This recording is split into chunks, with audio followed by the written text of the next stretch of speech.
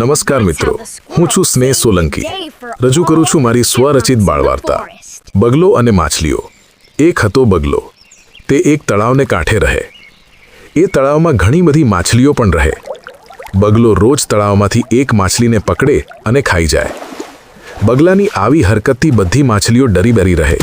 ના મસ્તી કરી શકે કે ના શાંતિથી રહી શકે.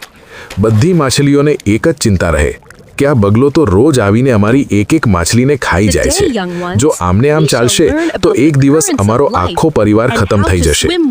બધી માછલીઓ પોતાના પરિવારને બગલાથી બચાવવાના ઉપાયો વિચારે, પણ કશો ઉપાય સૂજે નહીં. પછી એક દિવસ સૌથી મોટી માછલીએ કહ્યું કે આપણે તળાવના બીજા છેડે રહેવા જતા રહીએ તો બગલો ત્યાં નહીં આવે અને આપણે શાંતિથી રહી શકીશું.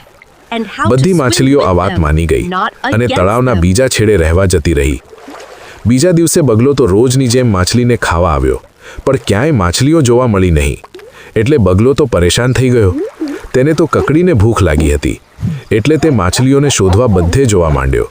તો એને તળાવના બીજા છેડે કંઈક હલચલ દેખાઈ. એટલે બગલો તો તળાવના બીજા છેડા પર પહોંચી ગયો.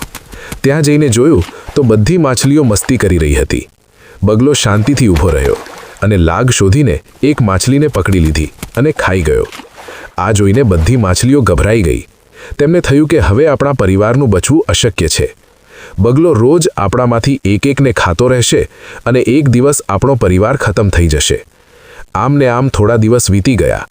રોજ બગલો આવે અને એક માછલીને પકડીને ખાઈ જાય.